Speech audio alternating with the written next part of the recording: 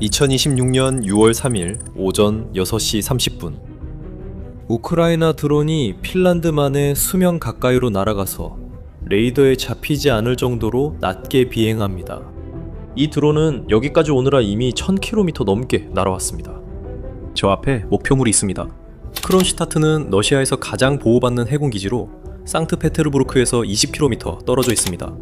상트페테르부르크는 푸틴이 태어난 도시입니다. 그 안에 건조장에는 전함이 정박해 있습니다. 일산적인 정비 중이라 무방비 상태입니다. 드론이 급강하하고 바로 뒤따라오는 두 번째 드론이 모든 장면을 촬영합니다. 이 카메라로 전 세계는 우크라이나가 아무 전함이나 공격한 게 아님을 알게 됩니다. 우크라이나는 바로 이 전함을 사냥하러 온 것입니다. 왜냐하면 이 전함은 러시아 해군의 가장 치욕스러운 비밀을 숨기고 있었기 때문입니다. 그리고 이 전함이 유럽 해역에서 무슨 일을 했는지 알면 왜 다시는 항해하지 못할지도 이해할 수 있습니다. 하지만 먼저 공격에 대해 이야기해 드리겠습니다. 왜냐하면 그 공격만으로도 이미 뉴스거리가 될 만했으니까요. 보시죠. 크론슈타트는 평범한 기지가 아닙니다. 이곳은 상트페테르부르크 입구에 위치한 요새화된 섬으로 러시아 해군의 역사적인 발상지입니다. 바다로 이 나라 두 번째로 큰 도시에 가려면 반드시 이곳을 지나야 하며 이곳은 발트해의 자물쇠입니다. 바로 이런 이유로 전쟁 내내 크론슈타트는 손댈 수 없는 곳으로 여겨졌습니다. 너무 멀었습니다. 너무 잘 보호받고 있었습니다. 6월 3일 새벽까지는 그랬습니다. 그날 새벽 우크라이나 무인 시스템 부대 제1센터의 드론들이 우크라이나 정보기관과 함께 작전을 펼치며 러시아 영공 1100km를 넘나들었습니다. 드론은 FP1 모델로 우크라이나 분석가들에 따르면 60kg에서 100kg이 넘는 폭약을 탑재할 수 있는 공격용 항공기입니다. 여기서 중요한 디테일이 있습니다. 가장 강한 비판은 우크라이나에서 나오지 않았습니다. 러시아 내부 전쟁을 지지하는 군사 채널인 리바르에서 나왔습니다. 그는 왜 초계함이 보호 없이 그 위치에 있었는지 그것은 별표가 붙는 질문이다 라고 말했습니다. 다시 말해 그가 말하고자 한 것은 이것이 크렘린, 즉 푸틴이 러시아를 통치하는 궁전에서 아무도 대답하고 싶어하지 않는 종류의 질문이라는 것입니다. 같은 채널은 드론들이 위성 인터넷 단말기를 통해 통신했으며 중간에 중계 드론을 사용했다고 가설을 제기했습니다. 만약 이게 사실이라면 러시아의 전자전, 즉 어떤 드론도 격추시켜야 하는 그 보이지 않는 장벽이 아무것도 감지하지 못했다는 뜻입니다. 하지만 존재하는 모든 것 중에서 공화국 TV에 따르면 우리 조선소에는 아무도 없나요? 창고에는요? 왜 드론들이 특정 한 척의 배만을 노렸을까요? 이 질문에 답하기 시작하려면 날짜를 잘 살펴보세요.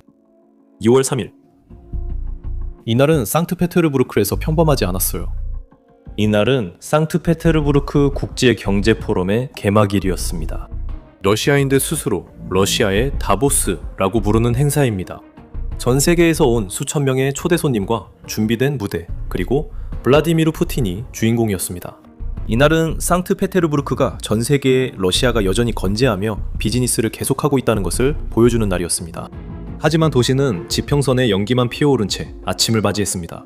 왜냐하면 같은 새벽에 다른 우크라이나 드론들이 상트페테르부르크의 석유 터미널을 타격했기 때문입니다. 이곳은 나라에서 가장 큰 연료 수출 중심지 중 하나입니다. 우크라이나 대통령 볼로디미르 젤렌스키는 같은 날 공격을 확인했고 크론슈타트에서 군사 목표물이 타격을 받았다고 말했습니다. 공격이 발생한 시점은 그들의 의도를 잘 보여줍니다. 푸틴을 무대에서 망신 주려는 겁니다. 하지만 그 시점은 날짜는 설명해주지만 목표는 설명해주지 않습니다. 목표를 이해하려면 드론이 정확히 어디에 있는지 봐야 합니다. 명중했습니다. 그냥 우연히 맞은 게 아닙니다. 두 번의 충격이 연달아 배의 정확한 중앙, 지휘다리와 돛대가 있는 부위에 있었습니다. 그리고 우크라이나의 방위 전문기관인 디펜스 익스프레스의 분석에 따르면 바로 그곳에 이 배를 작동하게 하는 모든 것이 있습니다. FURC-2 항공 감시 레이더 미사일을 유도하는 모뉴먼트 A 레이더, 전자전 시스템, 항해, 통신 장비가 있습니다. 다시 말해 드론들은 선체를 겨냥한 것이 아닙니다. 드론들이 뇌와 눈을 노렸습니다. 며칠 뒤 공개된 위성 사진에는 쓰러진 돛대와 상부 구조물이 보입니다. 배의 윗부분 전체가 불에 탔습니다. 그리고 우크라이나 드론 부대의 지휘관인 로버트 브로브디는 공격을 발표하면서 특정 단어를 사용했습니다. 그는 드론이 배를 타격했다고 하지 않았습니다. 그는 드론이 배를 사냥했다고 말했습니다. 맞아요, 사냥했습니다. 그리고 사냥은 공격과 다릅니다. 공격하는 사람은 앞에 나타나는 것을 쏩니다. 사냥하는 사람은 미리 먹잇감을 선택합니다. 먹잇감을 연구하죠. 먹잇감이 정확히 무엇이고 어떤 가치가 있는지 압니다. 그리고 이 배가 무엇인지 러시아는 전 세계에 숨기고 있었습니다. 이 배의 이름은 보이키입니다. 2012년에 진수된 코르벳함입니다. 2013년부터 발탐대에서 복무하고 있습니다. 서류상으로는 평범한 군함입니다. 100mm 대포가 있습니다. 대함 미사일과 대공 방어 시스템이 있습니다. 하지만 보이키는 또 다른 역할이 있었습니다. 작년 6월 해양 분석가들은 도보 해협의 추적 시스템에서 이상한 점을 발견했습니다. 전 세계의 모든 선박은 신원 확인 신호를 송출합니다. 이건 자동차 번호판과 비슷하지만 바다에서 쓰입니다. 그런데 거기엔 가짜 신원을 내보내는 물체가 있었습니다. 어떨 때는 한 가지로 또 어떨 때는 다른 것으로 나타났습니다. BBC는 위성 사진과 이 데이터를 대조해서 그 위장을 밝혀냈습니다. 그건 보이키였습니다. 미사일이 장착된 러시아 군함입니다. 나토 해역을 항해하면서 다른 척하고 있었습니다. 그는 아프리카의 기니에서 트랜스폰더를 켠 채 출발했습니다. 그 신원 확인 신호를 보내는 장치 말입니다. 꺼져 있었습니다. 그리고 두 척의 유조선을 호위하고 있었습니다. 시에라호와 낙소스호입니다. 두 척 모두 서방 제재를 받고 있습니다. 두 척 모두 유령 함대 소속입니다. 이 노후 선박들은 국적을 바꿔가며 소유주들은 유령 회사에 숨겨져 있는 네트워크의 일부입니다. 러시아가 제재를 피하고 계속해서 석유를 판매하기 위해 이용하는 방식입니다. 이 석유가 바로 이 전쟁을 자금 지원하고 있습니다. 기록된 역사상 처음으로 러시아 군함이 제재를 받은 유조선들을 영국 해협에서 호위했습니다. 그리고 거기서 멈추지 않았습니다. 탐사보도 매체 인사이더에 따르면 보이키는 이후 시리아 타르투스 기지에서 러시아 군사 장비를 실어 나르는 선박들을 호위했습니다. 그리고 올해 1월 그는 다시 한번 영국 해협에서 포착되었습니다. 이번에는 영국 해군함장이 밀착 감시하는 또 다른 유조선을 호위하고 있었습니다. 이런 호위 작전을 통해 크렘린이 보내는 메시지는 분명했습니다. 내 유조선에 접근하려면 먼저 군함에 맞서야 할 것이다. 효과가 있었습니다. 1년 넘게 이 강철 유령은 유럽의 관문으로 갔지만 아무도 그에게 손을 대지 못했습니다. 우크라이나가 크로시타트에서 사냥한 것이 이것입니다. 그냥 평범한 코르벳이 아니었습니다. 전쟁 자금을 지탱하는 작전의 경호원이었습니다. 푸틴의. 그리고 이런 식으로 뉴스 포털들이 연결하지 못하는 깊은 층을 찾고 있다면 말이죠. 채널을 구독하세요. 바로 이런 작업을 저희가 여기서 하고 있으니까요. 여러분은 이렇게 생각할 수 있습니다. 알겠어요. 하지만 러시아가 선박을 예인해서 전자장비를 교체하고 수리하면 1, 2년 안에 그 유령이 다시 나타나서 괴롭히는 거 아닌가요? 맞죠? 틀렸습니다. 이를 증명하는 것은 러시아 자신입니다. 2021년 12월 17일 상트페테르부르크에 있는 세베르나야 베르프 조선소 크로보른이라는 이름의 코르벳함이 보이키와 같은 설계의 자매함으로 건조 중에 화재가 발생했습니다. 화재는 정확히 같은 지역에서 시작되었습니다. 함교와 마스트입니다. 그리고 거의 20시간 동안 불이 탔습니다. 이는 러시아 언론 자체에서 돌았던 비공식 추정치입니다. 손실이 220억 루블에 달한다고 했습니다. 배의 가치는 300억이었죠. 즉, 화재로 인해 선박 가치의 70%가 사라진 겁니다. 러시아는 재건하기로 결정했습니다. 윗부분을 뜯어내 새로 만들고 인도를 약속했습니다. 그게 4년 반 전 일이었습니다. 그리고 프로보르니는 아직 취역하지 못했습니다. 이게 바로 기준입니다. 러시아 자신이 직접 겪으면서 세운 기준이죠. 2개월 초기함에서 함교와 돛대에 화재가 나면 복구에 수년, 최대 10년이 걸릴 수 있습니다. 그리고 그 비용은 새 함정을 건조하는 것과 비슷합니다. 그리고 보이키의 경우에는 추가적인 악재가 있습니다. 디펜스 익스프레스에 따르면 가장 큰 피해는 아마도 폭발 자체에서 비롯된 것이 아닐 가능성이 높습니다. 그 피해는 이후 번진 화재에서 발생했습니다. 케이블 덕트, 환기구, 갑판 사이의 틈을 통해서 말이죠. 그리고 방위 분석에 따르면 불이 꺼진 후에도 계속 작동하는 두 번째 조용한 적이 있다고 합니다. 물입니다. 소방관들이 배에 쏟아부은 수톤의 물이 케이블을 따라 흘러내립니다. 전자장비 구해관으로 들어갑니다. 그리고 부식과 합선이 그 후 몇 달 동안 나타나기 시작합니다. 포르. 그래서 분석가들 사이에서 나오는 평가는 냉혹합니다.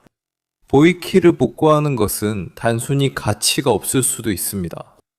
오래된 함선을 되살리기 위해서는 거의 새 함선 한 척값이 들 것입니다. 여기서 크렘린이 꺼리는 질문이 나옵니다. 왜 세계 최대 해군 중 하나가 새 함선을 건조하지 못할까요? 자, 그렇다면 문제는 보이키가 아닙니다. 문제는 공장입니다. 이 숫자를 보세요.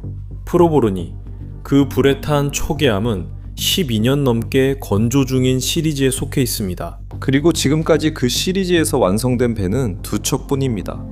12년 동안 2척의 배입니다. 이게 현재 러시아 조선소의 실제 속도입니다. 그리고 보이키에서 불에 탄 전자장비들, 레이더, 전자전 장비는 그냥 매장에서 살 수 있는 물건이 아닙니다. 이것들은 수만 건의 제재로 압박받고 있는 군수산업 체인에 의존하는 특수 해군 시스템입니다. 부품 하나만 부족해도 대기 기간이 1년 더 늘어납니다. 보이키 사건은 단순한 불운이 아니었습니다. 보이키는 러시아 수상함대의 실제 상태를 보여주는 사례입니다. 노후화되는 함정들, 멈춰선 조선소들, 그리고 손실 속도를 따라가지 못하는 보충, 그리고 만약 여러분이 이것이 단 한 번의 사건, 다시 일어나지 않을 행운이라고 생각한다면 지난 7일간의 일들이 그 반대를 증명합니다. 보이키 공격이 있은 지 사흘 뒤 6월 6일 새벽에 우크라이나가 다시 돌아왔습니다. 다시 크론슈타트, 또 1000km 비행이었습니다. 이번에는 젤렌스키 본인에 따르면 표적은 상트페테르부르크 지역에 있는 러시아 해군의 무기고였습니다. 현지 당국은 불타는 군사시설 근처에 있던 주민들을 대피시키기도 했습니다. 같은 주에 2번이나 러시아에서 가장 보호받는 기지가 잠금장치 없는 문처럼 열렸습니다. 이제 더 이상 공격이 아닙니다. 이것은 전쟁의 새 전선이 열리는 것입니다.